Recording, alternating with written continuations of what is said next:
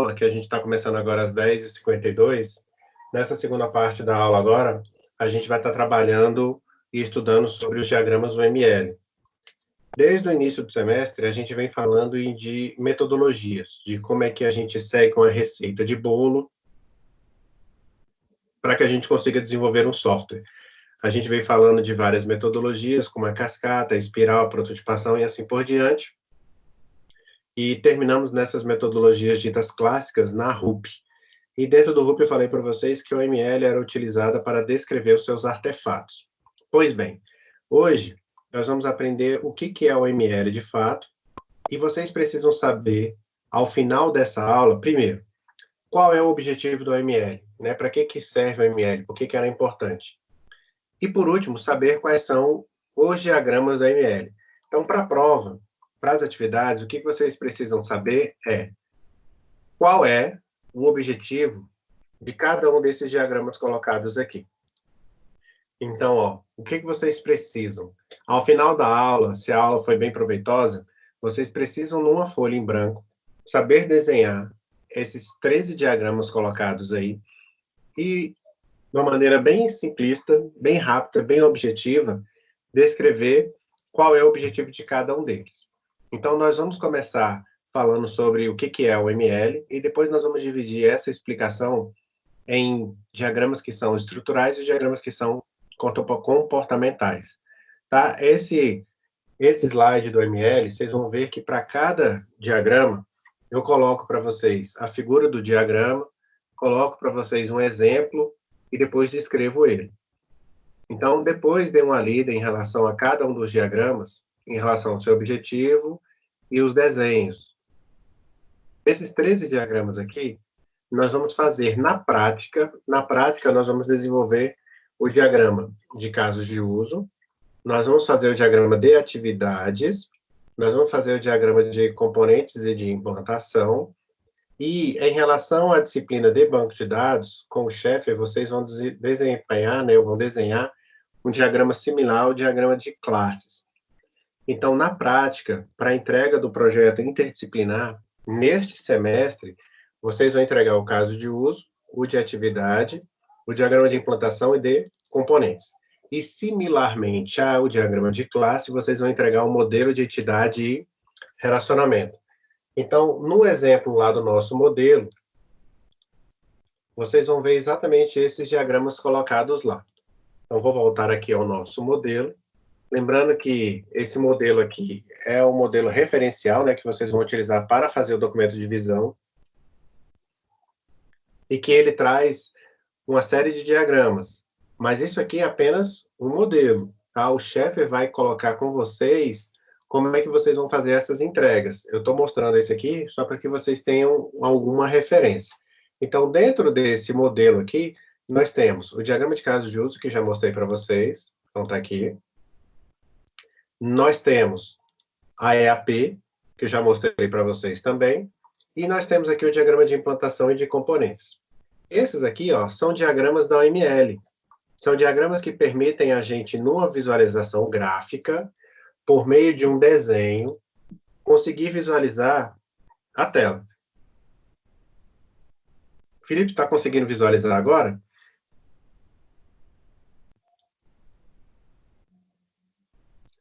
Não, você consegue visualizar dentro da aba que foi colocada aqui, o que você consegue visualizar? Perfeito. Aí dentro de engenharia de software, tem um modelo ML. Perfeito, é isso mesmo. Não, é exatamente isso que eu estou mostrando agora. Então, você está na tela correta. É exatamente isso que eu estou mostrando agora. Eu peguei simplesmente um exemplo, né? Eu peguei o modelo que lá estava e acessei aqui. Então, esse modelo aqui, ele traz alguns exemplos de diagramas. Neste caso, o diagrama de implantação em componentes e o diagrama de caso de uso, que são diagramas do OML.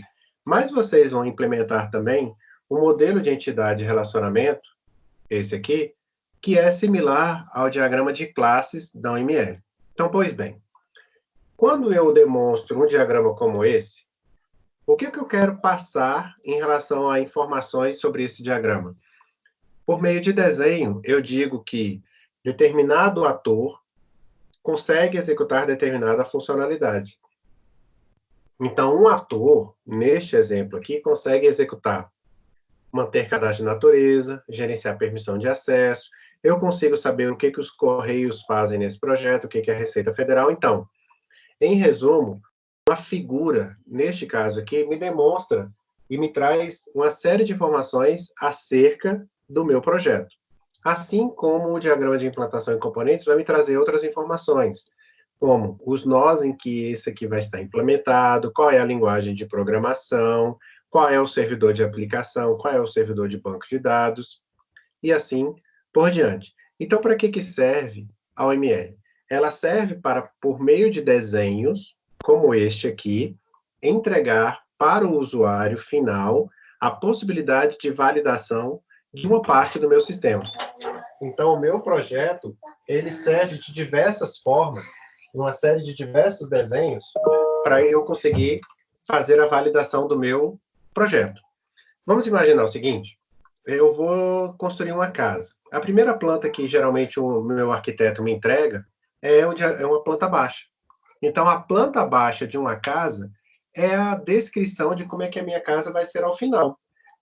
Lá, o desenho dos espaços, da parede. Só que a construção de uma casa, ela não termina ou não se finda com apenas uma planta. Para construir uma casa, eu preciso de várias plantas, quer seja a planta elétrica, a planta hidráulica, a planta de fachada, a planta de layouts e paisagismo e assim por diante. Então, notem, da mesma forma que eu tenho várias plantas para uma casa, da mesma forma eu vou ter várias plantas ou vários diagramas para um sistema. Então, o meu sistema, no momento que eu desenvolvo o meu sistema, uma parte dele são os requisitos. Então, uma parte dele eu vou dizer para o meu usuário, olha, eu vou construir uma prótese. Essa prótese custa R$100. Ela é feita de material tal. Ela foi pedida pelo dentista tal e vai ser entregue no dia tal. Então, isso é um requisito. Para eu fazer isso, eu uso um diagrama. Eu vou desenvolver o seu sistema utilizando o Spring, o Java e o JBoss. E vou instalar isso num servidor na AWS, na Amazon. Isso é um outro diagrama que vai me dizer. Olha, para você fazer esse pagamento, você vai usar a PagSeguro. Depois da PagSeguro, você vai acessar o comprovante de pagamento e vai mandar o comprovante de pagamento para mim pelo meu sistema. Então, é um outro diagrama.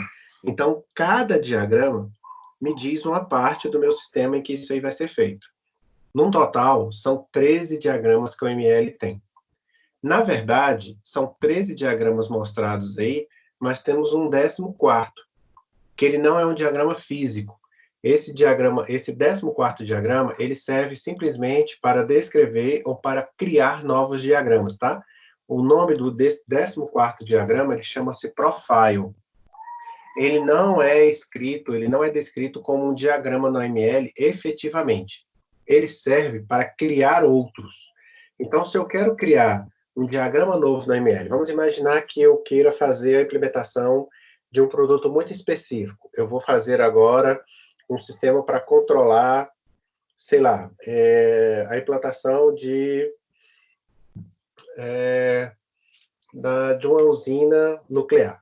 Então, é alguma coisa muito específica e eu preciso de um diagrama que mostre como é que vai ser aí a questão do uso do plutônio. Então, neste caso, eu vou criar um diagrama próprio. Aí eu vou usar o Profile, tá? Então, nele, a gente não aborda, nele a gente não tem desenvolvimento em relação a ele. Então, ele existe, mas a gente não usa. Bacana? O que vocês precisam saber é só os 13 diagramas. Olha só como ficou fácil. Você nem precisa saber do 14º, basta saber só esses 13. Novamente, você precisa, numa folha em branco, saber desenhar quais são os diagramas que são da OML, estruturais, e quais são os diagramas da OML que são comportamentais. Então, vamos a eles. Vamos começar com os estruturais aqui, tá? Os diagramas estruturais são 6 diagramas. Então, todo mundo entendeu que diagrama da OML é uma visualização gráfica de algo, alguma parte do meu sistema? Então, eu quero desenhar documentar uma parte do meu sistema. Como é que eu posso fazer isso? Eu posso simplesmente escrever Quer ver? Eu vou colocar o exemplo, o modelo do nosso documento lá de novo, tá? Vou pegar o nosso modelo lá e vou colocar para vocês lá o capítulo 4 dele, para exemplificar isso que eu estou falando aqui para vocês. Então, aqui no capítulo 4 do nosso modelo, eu posso fazer a descrição do meu requisito assim, ó. Eu posso vir aqui e escrever. Olha, para fazer cadastro de processo, você precisa fazer isso, o ator é este, as entradas são essas e as saídas são essas. Tá vendo? Tá escrito, tá descrito com letras, né? Tá descrito por meio de palavras. Ou eu posso fazer a mesma coisa por meio gráfico, quer ver? Ó, manter cadastro de tipo de processo. Como é que isso aqui funciona? Isso funciona assim. Manter cadastro de tipo de processo é acessado pelo coordenador da secretaria, e no momento em que ele faz, ele pode consultar esse tipo de processo. E esse tipo de processo é utilizado por manter cadastro de processo pela secretaria aqui também. Então, ó, eu posso ou descrever isso, ou posso mostrar isso de forma gráfica. O diagrama do AML permite, facilita a minha conversa com o meu usuário. Então, ela é uma forma de metáfora.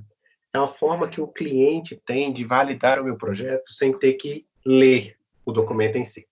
Bacana? Então, tá aqui uma forma de explicar.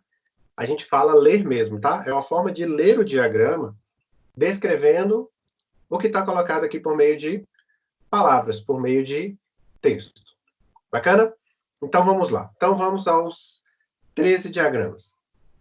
Como eu falei no slide, vocês vão encontrar uma série de informações. Pois não? Só repete, no caso, o profile, ele serve para fazer um diagrama de quê mesmo? Desculpa. Criar novos diagramas. Ah, sim, obrigada.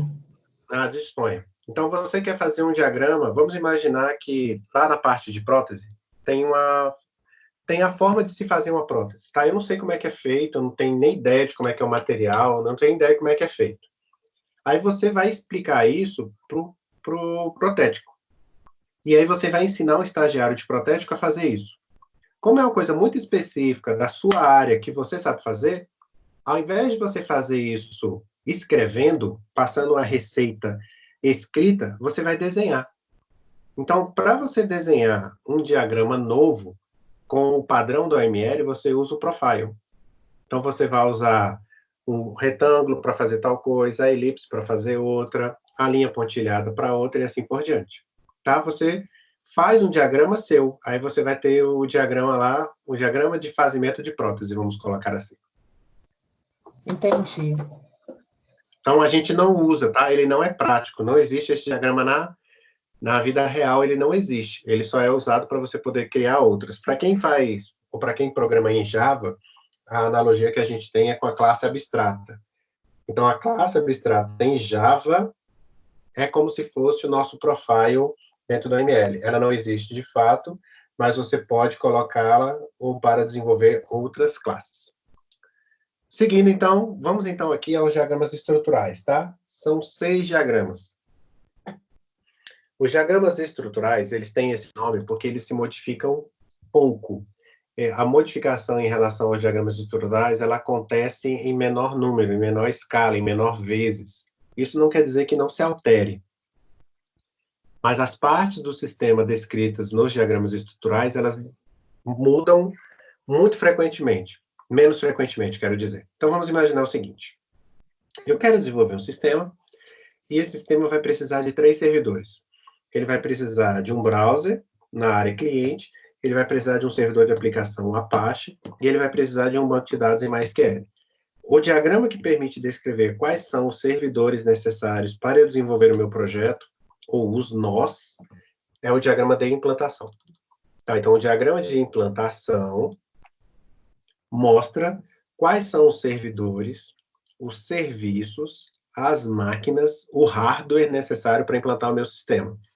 Então, para eu colocar o meu sistema no ar, eu vou precisar de uma máquina, um Core i7, com 32 GB de RAM, com 1 TB de HD, com a ligação com a internet via ADSL.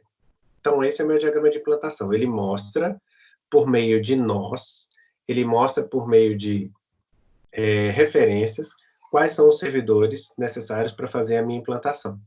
tá? Tem o desenho dele aí nos slides, vocês vão conseguir enxergá-lo aí, ó, como esse diagrama aqui, tá? Esse aqui é um diagrama de implantação, onde cada uma desses retângulos aqui a gente chama de nó. Então, neste exemplo que eu coloquei para vocês aí, ó, eu tenho o meu sistema, isso aqui é o Moodle, tá? Esse aqui é o exemplo do sistema do Moodle. Então, como é que funciona o meu Moodle? Você, da sua casa, você tem um nó. Que nó é esse? É a sua estação de trabalho. É o seu celular, é o seu tablet, é o seu notebook. Então, a sua estação de trabalho, ela é um nó. Esse nó se conecta ao servidor de aplicação da Faxenac, que é, nesse caso, o Apache. Esse servidor de aplicação, ele vai acessar um servidor de banco de dados e vai trazer os dados da disciplina, das tarefas e assim por diante. Dentro desse servidor do MySQL, dentro desse servidor de SBD, eu tenho o MySQL. Então, o servidor, aliás, desculpa, o diagrama de implantação mostra quais são os servidores. E ele anda junto com o diagrama de componentes.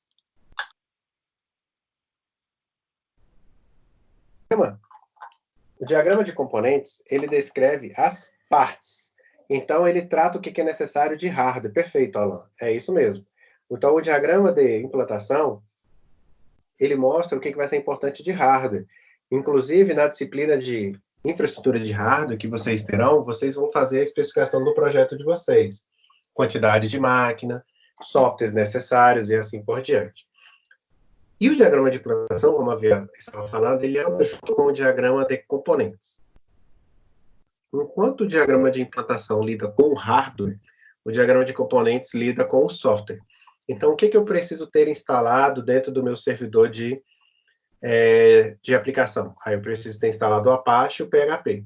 O que eu preciso ter instalado dentro do meu servidor de SBD? Eu preciso ter uma SQL, e dentro do MySQL eu preciso ter uma database chamada Sistema FAQ. Então, dentro do servidor de aplicação, eu tenho um componente. Qual é o componente que eu tenho? O Apache. Bom, dentro do meu nó, dentro da minha estação de trabalho, o que eu preciso ter instalado para o meu software funcionar? Eu preciso, basicamente, de um browser.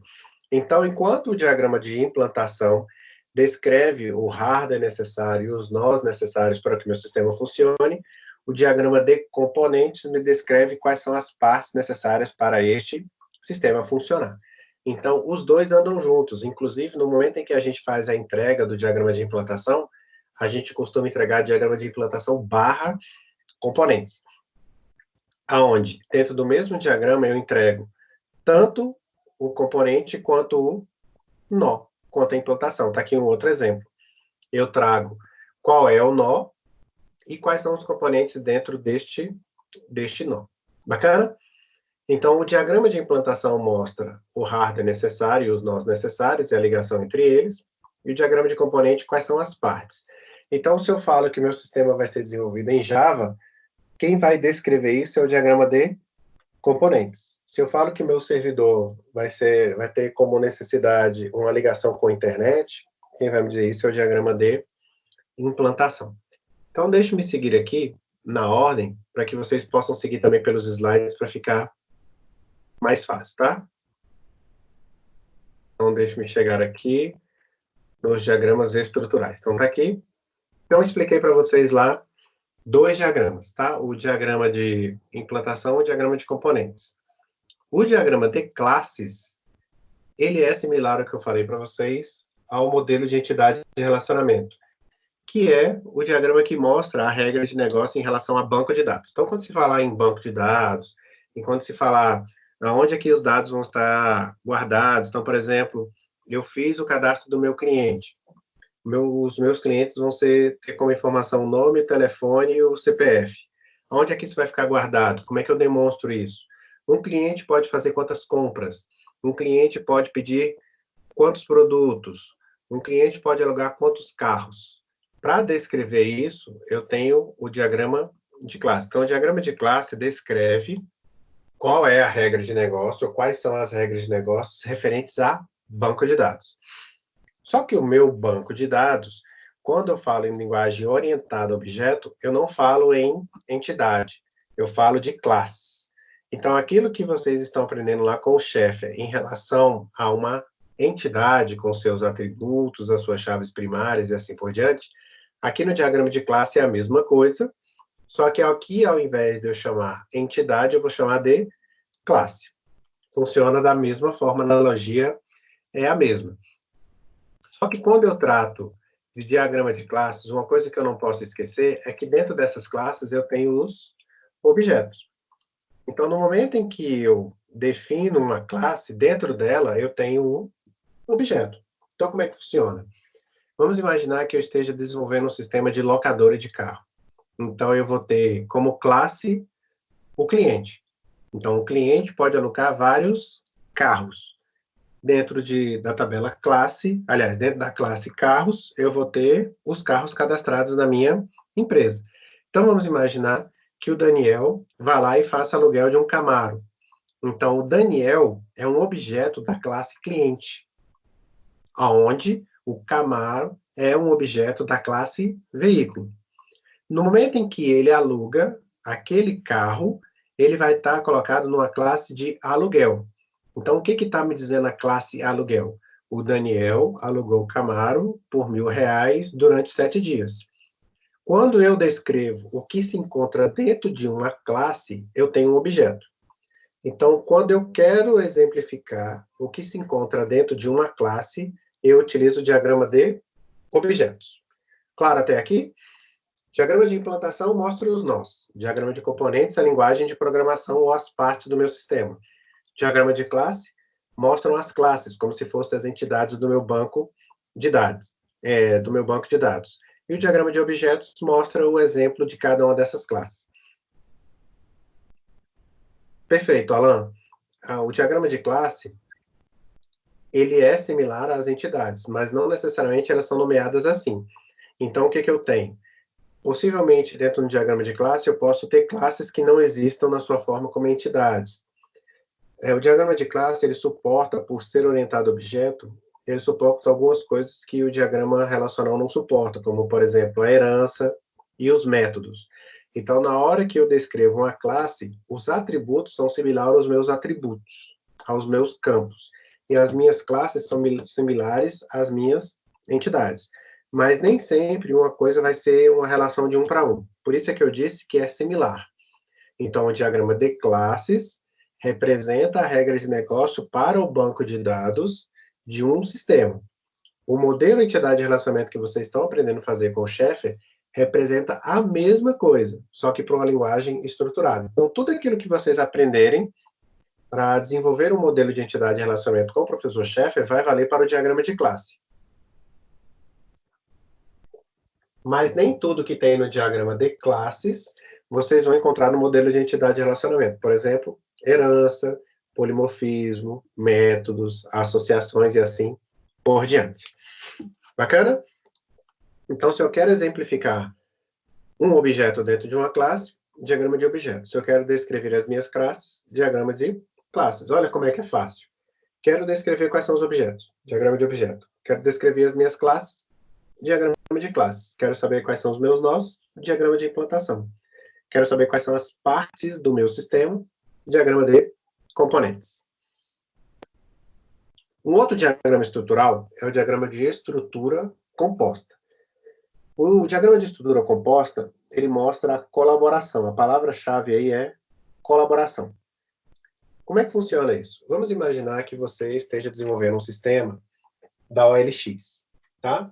Então, como é que funciona a OLX? Você vai lá, escolhe um produto, né? Procura um produto, escolhe esse produto e vai lá e compra esse produto na mão de um determinado fornecedor que é uma pessoa física. Então, neste caso, quais são os colaboradores aí? Eu tenho a OLX, que faz uma colaboração entre o meu cliente e o meu vendedor. Então, essa é uma forma de colaboração. Vamos imaginar agora que eu não esteja fazendo compra no OLX, que eu esteja fazendo compra agora no Mercado Livre, utilizando o Mercado Pago. Então, eu me interessei por um produto, e aí eu vou comprar esse produto no Mercado Livre.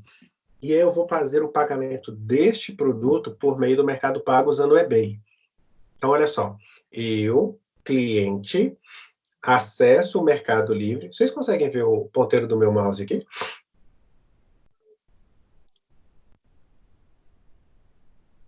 Perfeito. Então, olha, eu cliente acessa o Mercado Livre acessa o Mercado Pago, de maneira com que o cliente faz o pagamento por meio do Mercado Pago, usando cartão de crédito. Ao fazer isso, eu, Mercado Livre, entro em contato com o fornecedor vai pegar aquele produto, referente à comprovação do pagamento, vai pegar esse produto e vai mandar para os Correios. Os Correios, em posse daquele produto, vai me entregar um código em que eu vou fazer o rastreamento. O Mercado Livre, então, fornece para mim o código de rastreamento. Então, olha só, no Mercado Livre, no Mercado Pago, nos Correios e no fornecedor, eu tenho essa colaboração entre si. Eu, cliente, procuro o produto, eu, cliente, compro, eu, cliente, pago, eu, cliente, recebo. Eu, Mercado Pago, recebo um pagamento e confirmo o recebimento desse pagamento. Eu, fornecedor, recebo a confirmação do pagamento e entrego o produto. Entrego o produto por quem? Por meio dos Correios ou por meio de outra transportadora. Eu, Correios, recebo o produto, forneço um código de rastreamento para que o meu usuário possa rastrear aquele produto. Então, quando eu quero mostrar a colaboração entre várias partes do meu sistema, eu utilizo o diagrama de estrutura composta. A palavra-chave aqui é colaboração. Por quê? Porque não é um único sistema, né? Existem vários sistemas trabalhando aqui. Existe o meu browser junto ao Mercado Livre, existe a conversação entre o Mercado Livre e o Mercado Pago, entre o Mercado Pago e a Visa, Nubank, assim por diante. Existe a ligação entre o fornecedor e o Mercado Pago, existe a ligação entre os Correios e o fornecedor. Então, são vários sistemas que trabalham aqui para que eu consiga fazer com que a minha compra seja realizada. Então, para que a minha compra seja realizada, é necessário que haja colaboração, neste caso, de 4 entes. Né? Nesse exemplo do Mercado Livre aí, o cliente, o fornecedor, o Mercado Pago, que seria o meu banco, e os Correios e Telégrafos. Diagrama de componentes, já falei com vocês. Inclusive, já coloco o exemplo aqui, juntamente com o diagrama de implantação aí de componentes. E aí vamos para o último diagrama, que é o diagrama de pacotes. O diagrama de pacotes é o diagrama mais simples, mais simplório que eu tenho no OML. O diagrama de pacotes simplesmente é esse retângulo aqui, ó. Então, se eu quero separar o meu sistema em vários módulos, se eu quero separar o meu sistema em várias partes, eu vou definir essas partes por meio desse retângulo. Então, ele é apenas um divisor.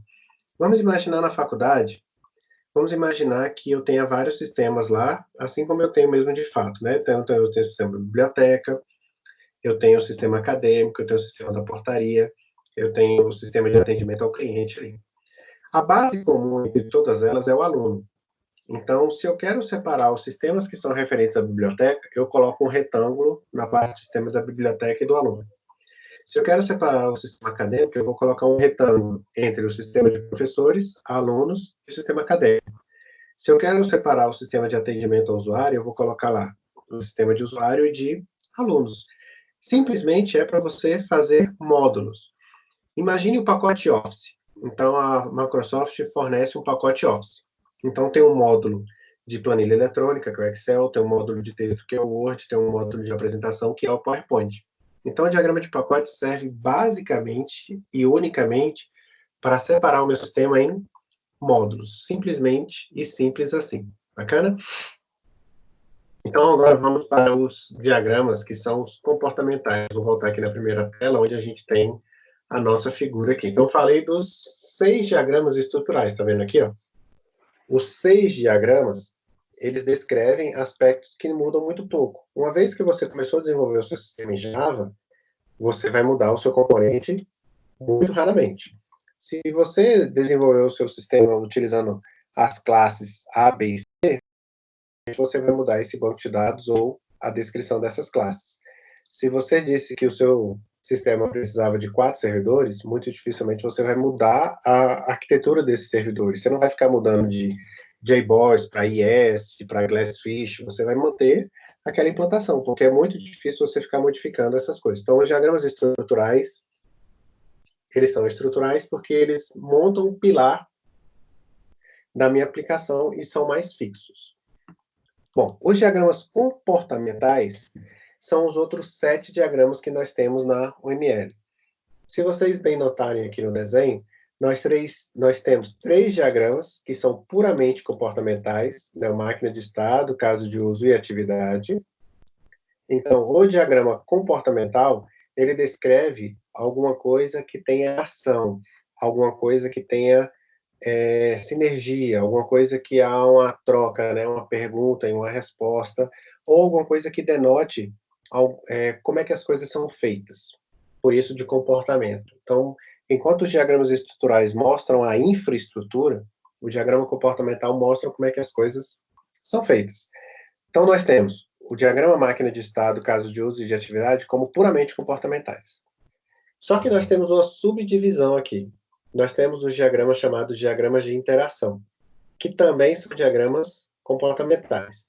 Então, o diagrama de sequência é um diagrama de interação e também um diagrama comportamental.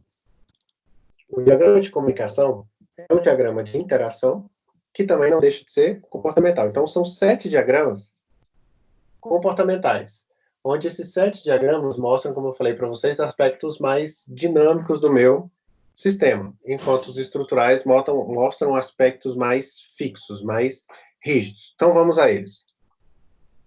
O diagrama mais utilizado é, sem dúvida, o diagrama de caso de uso, e é por isso que a gente já começa aqui com ele.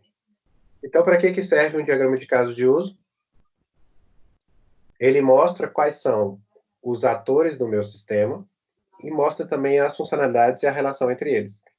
Então, aqui, neste exemplo, eu tenho um ator cliente que tem determinadas funcionalidades. Nesse caso, o ator cliente pode reservar o restaurante, o ator cliente pode se cadastrar e o ator cliente pode visualizar como é que está a disposição das mesas no meu salão para ele poder reservar a mesa. Então, por meio de uma visualização gráfica, eu consigo saber quais são os requisitos e quais são as funcionalidades que determinado ator consegue executar. Então, o diagrama de caso de uso mostra exatamente isso. Ele não mostra a ordem, ele não mostra a sequência, ele simplesmente mostra quem é o usuário, quem é o ator e o que ele faz. Se eu quero mostrar a ordem, se eu quero mostrar como é que as coisas acontecem de fato, se eu quero mostrar como é que as mensagens são trocadas entre os objetos, exatamente da forma temporal em que elas acontecem, aí eu vou usar o diagrama de sequência. Então, o diagrama de sequência, como pode ser visto aí no desenho, é um diagrama que mostra a ordem em que as mensagens ocorrem e a troca dessas mensagens entre os objetos. Então, como é que funciona? Vamos imaginar um Moodle, tá? Então, você, aluno, acessa a página do Moodle. Uma vez acessando a página do Moodle, você vai fazer um acesso a ela por meio de um login. E no momento em que você fizer o login a essa tela, você vai receber de volta a resposta das disciplinas que você tem cadastradas e as salas. Então, no momento em que eu faço um login no Moodle, eu tenho essa sequência de etapas aqui a serem executadas, onde primeiro eu faço acesso à página do Moodle, depois eu faço o login, e ao fazer o login eu vou no meu banco de dados e trago as informações acerca das salas, disciplinas que eu tenho acesso. Se eu quero submeter um material, se eu quero entregar uma atividade que determinado professor colocou, eu acesso a sala do Moodle, faço o login, entrego para ele a atividade que quero e recebo aquela informação. Então, o diagrama de sequência mostra a ordem que as coisas devem ocorrer. Então, vamos imaginar que eu queira fazer a reserva, o pedido de uma prótese, por exemplo. Vamos imaginar que o dentista tem essa possibilidade no sistema que a Margarida está fazendo, certo? Então, vamos imaginar que, neste caso, eu, como dentista, possa fazer um pedido em relação a uma prótese, tá? Colocando a prótese aí como exemplo. O que eu vou fazer, então? Eu vou me logar à página que eu estou querendo fazer a minha reserva, o meu pedido, soluciono, faço o login em relação a essa, depois eu pego, recebo as informações no meu banco de dados, e uma vez colocadas essas informações no meu banco de dados, eu posso, eu mesmo, né, eu como dentista, escolher os pedidos que eu queira fazer. Então, se você quer mostrar exatamente essa ordem, como é que as coisas acontecem, eu vou utilizar aí o diagrama de sequência, certo? Então, se eu estivesse fazendo esse sistema aí que a Madalena está fazendo, eu poderia fazer um diagrama de sequência para mostrar isso aqui. Mas se eu não quero mostrar a sequência, tá? Se eu não quero mostrar a ordem, eu simplesmente quero mostrar quais são as mensagens. Então, ó, a palavra-chave aqui é mensagem, aliás, as palavras, né? Mensagens em ordem temporal, tá? Aqui são as palavras-chave. Se eu não quero mostrar as minhas mensagens em uma ordem temporal, eu simplesmente quero mostrar as mensagens. Assim como naquele exemplo que eu falei para vocês entre cliente, Mercado Pago, Mercado Livre, Correios e fornecedor, eu não estou preocupado em saber qual a sequência, eu simplesmente quero saber quais são as mensagens trocadas, aí eu vou utilizar o diagrama de comunicação. Então, se eu não estou preocupado em mostrar as ordens, se eu não estou preocupado em mostrar a sequência em que essas mensagens são trocadas, estou simplesmente preocupado em saber quais são as mensagens, aí o diagrama a ser utilizado é o diagrama de comunicação. Então, o diagrama de comunicação é um diagrama que mostra a ordem, aliás, desculpa, mostra as mensagens sem explicitar as ordens em que elas acontecem. Então, notem, um autor, neste exemplo aqui, manda 3 mensagens. Não estou explicitando aqui qual é a ordem. Entre a página do Congresso e a página de login, eles são mandados e enviados em 4 mensagens, e assim por diante. Então, o diagrama de comunicação, ele mostra como é que deve ser realizada as trocas de mensagens entre os objetos, mas eu não estou preocupado, neste caso, como é que as coisas devem acontecer em relação à execução. Bacana? Então, dentro do meu projeto, eu quero colocar para vocês como é que eu mostro as minhas mensagens. Se eu quero fazer isso sem ter que mostrar a ordem que as coisas acontecem, eu sigo nesse diagrama aqui. É um diagrama pouco utilizado. Como eu falei para vocês, os diagramas mais utilizados aí é o diagrama de caso de uso, é o diagrama de implantação em componentes e o diagrama de classes, tá? E algumas vezes a gente utiliza o diagrama de atividades. Então, neste caso, o diagrama de comunicação é pouco utilizado, mas se você for questionado em mostrar quais são as mensagens que são trocadas entre os objetos, aconselho vocês usarem esse aqui. Tá? O que vocês precisam saber dele? Ele mostra quais são as mensagens que são trocadas entre si, sem temporalidade, tá? Então, sem ordem. Eles são, como o próprio nome diz, atemporais, tá? Vocês vão encontrar isso aí no material de estudo de vocês. O diagrama de comunicação é um diagrama atemporal, ou seja, não estou preocupado com a ordem, não estou preocupado com o tempo em que essas coisas acontecem. Um outro diagrama comportamental, puramente comportamental, é o diagrama de máquina de status. O que é o diagrama de máquina de status? É um diagrama que mostra para mim os estados possíveis de um determinado objeto. Exemplo, estou numa loja de material de construção. Então, nessa loja de material de construção, eu tenho uma lâmpada para ser vendida. Então, essa lâmpada, qual é o estado dela atual? Ela está em estoque. No momento em que eu pego essa lâmpada e a coloco na minha cesta de compras, imaginando que eu estou lá no balcão, estou fazendo uma série de compras, né? Estou com a lista de compras e coloco aquela lâmpada lá na cesta de compras. Então, o estado dessa lâmpada agora é reservado. No momento em que eu pago por essa lâmpada agora está vendida.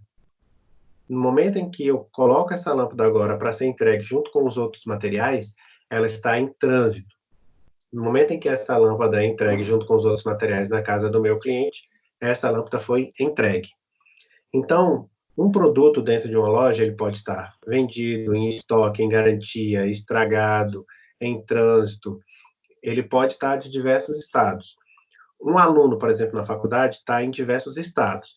Então, um aluno, quando ele entra na faculdade, é um aluno matriculado. No momento em que ele está cursando, é um aluno que está em curso. No momento em que ele tranca a matrícula, o estado dele é trancado. Na hora que ele termina a faculdade, é um aluno egresso.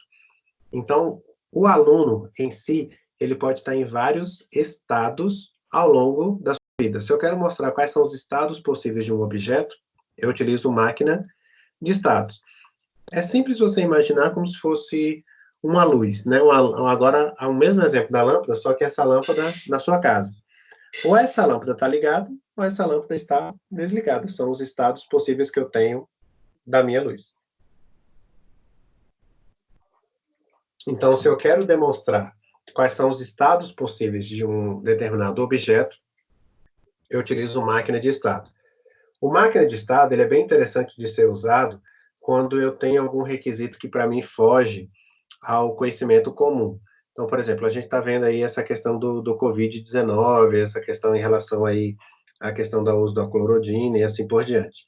Então, se eu quero mostrar quais são os estados possíveis do vírus em relação ao uso da clorodina, eu posso utilizar uma máquina de estados.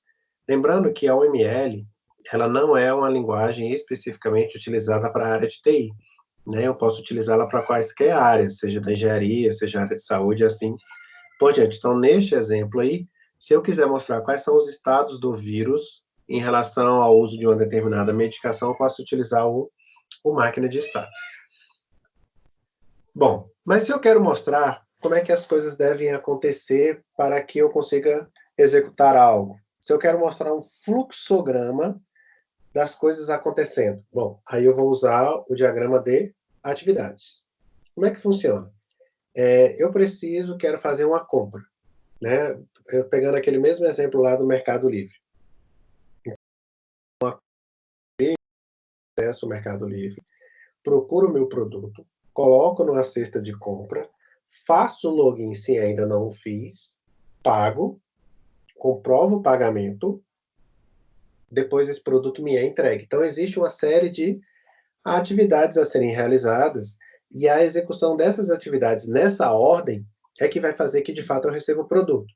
Então, não há que se falar que eu vou receber o produto antes de pagar, não há que se falar de comprar um produto que eu não tenho escolhido, não há que se falar que há o pagamento de um produto sem que haja a escolha do mesmo. Então, eu preciso seguir uma sequência. Quando eu quero demonstrar essa sequência de passos a serem realizados, eu uso o diagrama de atividade. Assim como a gente fez, como a gente estudou na metodologia de desenvolvimento de software. Não há que se falar em codificação sem eu ter levantado os requisitos. Não há que se falar em projeto sem eu ter feito análise. E assim por diante. Então, o diagrama de atividade, ele mostra como é que devem ser executadas as atividades para que eu conclua um determinado objetivo. Neste exemplo aqui, ó, eu vou efetuar um pagamento. Esse pagamento está vencido? Ou seja, o pagamento passou da data que deveria ter sido pago? Sim. Então, vou acrescentar juros, vou aumentar a carência dele, e aí você vai para esse fluxo aqui. Caso ele não esteja vencido, eu sigo por aqui, que é o caminho natural. Então, está vencido? Sigo esse fluxo, e depois chego aqui. Não está vencido? Sigo por esse caminho. É pessoa física? Se for, eu calculo o valor por meio do CPF e realizo o pagamento. É pessoa jurídica? Eu faço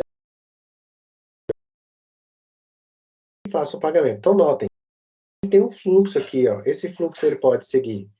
Não está vencido pessoa física, então ele vai seguir esse caminho. Ele não está vencido e a pessoa jurídica segue por esse caminho. Ele está vencido, vai seguir por esse caminho aqui e a pessoa física. E ele está vencido, segue por esse caminho aqui e a pessoa jurídica. Então, quando eu quero mostrar os passos que devem ser executados para eu concluir um determinado objetivo, eu utilizo o diagrama de atividades. E aí está aí um outro exemplo. Onde eu tenho o início, e onde eu tenho um fim, e aqui o caminho a ser percorrido pelo meu fluxo. Para quem já trabalhou com fluxograma, ou já fez BPMN, né, que é o mapeamento de processos, a analogia é idêntica, tá? É a mesma coisa, é a mesma forma.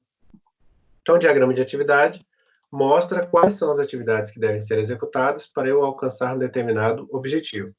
Mas isso é dentro do mesmo sistema. Então, ó, se eu estou aqui no meu sistema, que é o sistema de matrícula, que é o sistema de pagamento, eu estou aqui naquele exemplo do Mercado Livre, Mercado Pago, eu estou aqui no Mercado Pago. Ó. Então, eu emiti um boleto, e esse boleto vai ser pago. Se for pago até a data de vencimento, eu sigo por aqui. Se não, por aqui. Então, dentro do Mercado Pago, eu visualizo essa atividade. Bom, mas se eu não estiver dentro do Mercado Pago, se eu quiser mostrar como é que é essa interação em todo o meu fluxo, se eu quero saber quais são as mensagens que são trocadas entre Mercado Livre e Mercado Pago, entre Mercado Pago e cliente, entre Mercado Pago e fornecedor, entre fornecedor e correios. Quando eu quero mostrar as mensagens que são trocadas entre várias partes do meu sistema, eu utilizo o diagrama de interação geral. Então, ele é como se fosse um diagrama de atividades, só que ele não está preso dentro de um único processo. Ele não está preso a uma única parte do meu sistema. Ele lida com o sistema inteiro. Um outro exemplo. Eu quero colocar créditos no meu celular. O meu celular é um celular da TIM e eu tenho um conta no Banco do Brasil. Então, como é que eu faço para como é que eu faço para colocar créditos na TIM utilizando o Banco do Brasil? Primeiro, vou me logar no Banco do Brasil, vou colocar lá a agência, a conta e a senha, e vou entrar no Banco do Brasil. E vou falar assim, olha, Banco do Brasil, eu quero colocar R$ 30 de crédito nesse celular. No momento em que eu coloco esses R$ 30 no número do celular, o Banco do Brasil vai se comunicar com o sistema da TIM e vai perguntar o seguinte, TIM, esse número de celular é de vocês? É. Aí a TIM vai responder, olha, esse celular é meu. Então, faça o seguinte, coloque R$ 30 aí de crédito para ele, que eu vou depositar na sua conta os R$ 30. Aí a TIM vai lá, coloca os R$ 30 de crédito e informa o Banco do Brasil, olha, crédito colocado. O Banco do Brasil pega os R$ 30 da minha conta, coloca na conta da TIM e informa para mim, olha, eu fiz o débito da sua conta e depositei na TIM. Aí a TIM vai mandar uma mensagem para mim, informando, olha, crédito concedido em relação ao pagamento de R$ 30. Então, notem que tem uma série de mensagens que ocorrem aí entre os sistemas. Eu, cliente, tenho mensagens que são enviadas para o Banco do Brasil, quais sejam a agência, a conta, a senha, o número do telefone e o valor. O Banco do Brasil tem uma série de mensagens que têm que ser enviadas para a TIM, quais sejam qual o número de telefone, o código do cliente. A TIM vai mandar mensagens para o Banco do Brasil dizendo que o cliente é quem ele está dizendo que é e vai informar que colocou crédito. E depois a TIM vai mandar mensagem para mim informando que foram creditados tantos reais em relação ao meu número de telefone. Então, quando eu quero mostrar como é que essas mensagens ocorrem, a gente chama isso de um diagrama de interação geral. Um outro exemplo. Nos tribunais no Brasil afora, eles têm que mandar uma documentação para o CNJ todo mês, informando quantos processos entraram no seu sistema de justiça, quantos foram julgados, quantos estão em trâmite, quantos são referentes à administração, quantos são referentes à parte penal, parte eleitoral e assim por diante. Então, o diagrama de interação geral, ele é um fluxograma mais específico, mas no sentido dele ser específico para mostrar as informações entre várias partes. Então, poderia dizer que ele é um fluxograma específico para mostrar a abrangência do seu sistema fora da sua caixinha, tá? Então, a palavra específico aí, nessa sua pergunta, se refere a resolver algo pontualmente, mas não quer dizer que ele seja reduzido, tá? Ele quer dizer que ele seja mais amplo. Então, o diagrama de interação geral, ele é um diagrama mais amplo, porque ele envolve mais de um sistema. Então, como estava falando para vocês, então, todos os tribunais do país precisam informar ao CNJ todo mês quantos processos entraram, quantos foram julgados, quantos são de cunho eleitoral, quantos são de cunho criminal, de cunho civil e assim por diante. Então, se eu quero mostrar quais são as mensagens que o CNJ manda para os tribunais mandam para mim, que os advogados fazem consultas em relação a isso, eu uso o diagrama de interação geral. Se eu quero mostrar como é que são as atividades somente dentro do tribunal lá de Mato Grosso, aí eu uso o diagrama de atividade. Então, se eu quero demonstrar como é que é o sistema do TJ Mato Grosso, diagrama de atividade. Se eu quero mostrar como é que é o sistema do Mato Grosso, que se liga ao sistema do Rio Grande do Sul, de Santa Catarina e do Acre, e ao CNJ, diagrama de interação geral. Então, ele é mais detalhado e mais amplo. Eu poderia dizer que o diagrama de interação geral ele é simplesmente mais amplo.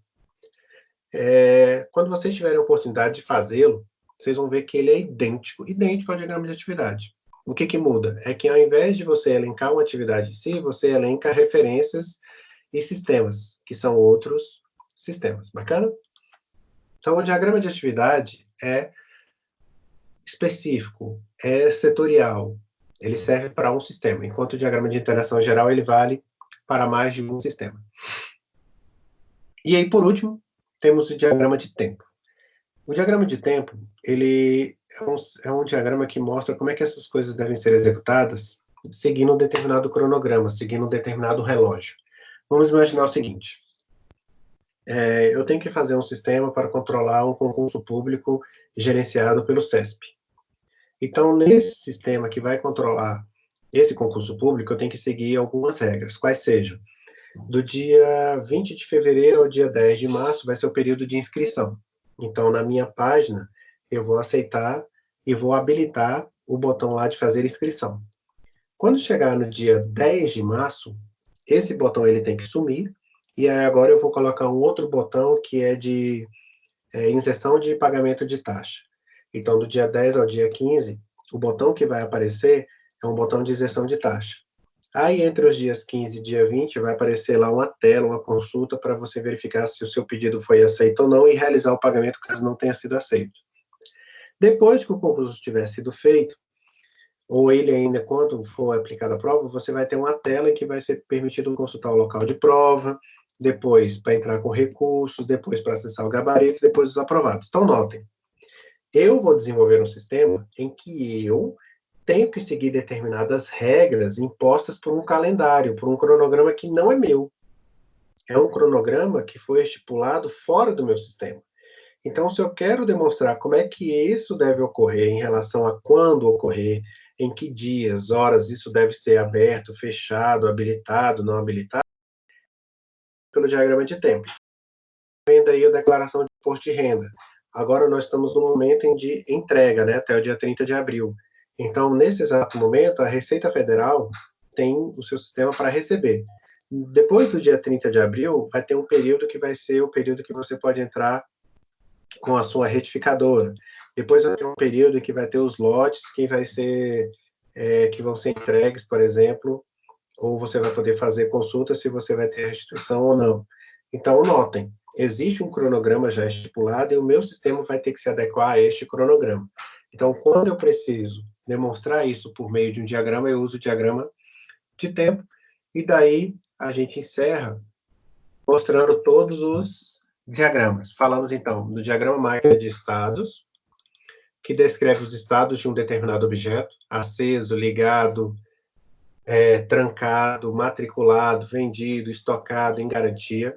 Diagrama de caso de uso, atores, requisitos funcionais e como é que eles são ligados entre si.